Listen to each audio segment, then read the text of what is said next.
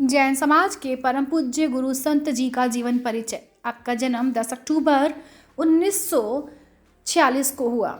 विद्याधर के रूप में कर्नाटक के बेलगांव जिले के सदलगा में शरद पूर्णिमा के दिन हुआ था।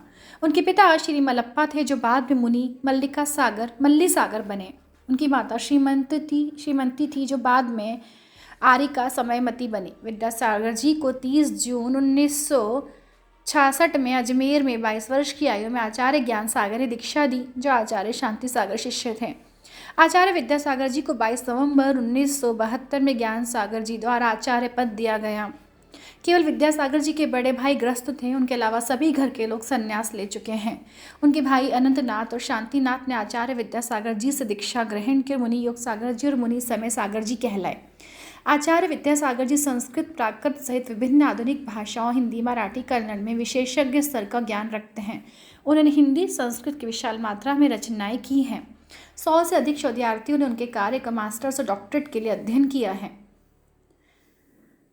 आचार्य विद्यासागर जी कई धार्मिक कार्यों में प्रेरणा स्रोत रहे हैं। आचार्य विद्यासागर जी के शिष्य मुनि क्षमा सागर जी उन पर आत्मान्वेषी नामक जीवनी लिखी है। इस पुस्तक का अंग्रेजी अनुवाद भारतीय ज्ञानपीठ द्वारा प्रकाशित हो चुका है।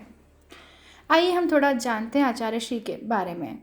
कोई बैंक खाता नहीं, कोई ट्रस्ट नहीं, कोई जेब नहीं, कोई मोह माया नहीं। अरबों रुपये जिनके ऊपर निछावर होते हैं, उन गुरुदेव को कोई धन स्पर्श नहीं कर पाया।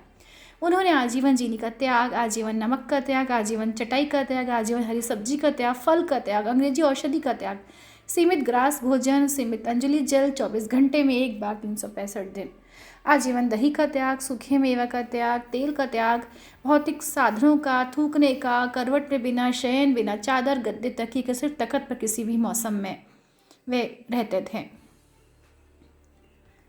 पूरे भारत में सबसे दीक्षा देने वाले एक ऐसे संत जो सभी धर्मों में पूजनीय हैं।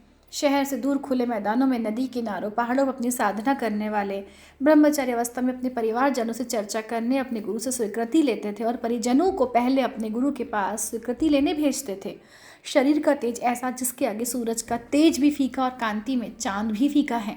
हम धन्य हैं, ऐसे महान गुरुवर के सानिध्य में प्राप्त हो रहा है। प्रधानमंत्री हो या राष्ट्रपति, सभी के पद से अप्रभावित साधा में रत गुरुदेव हजारों गाय की रक्षा गौशाला समाज ने बनाई।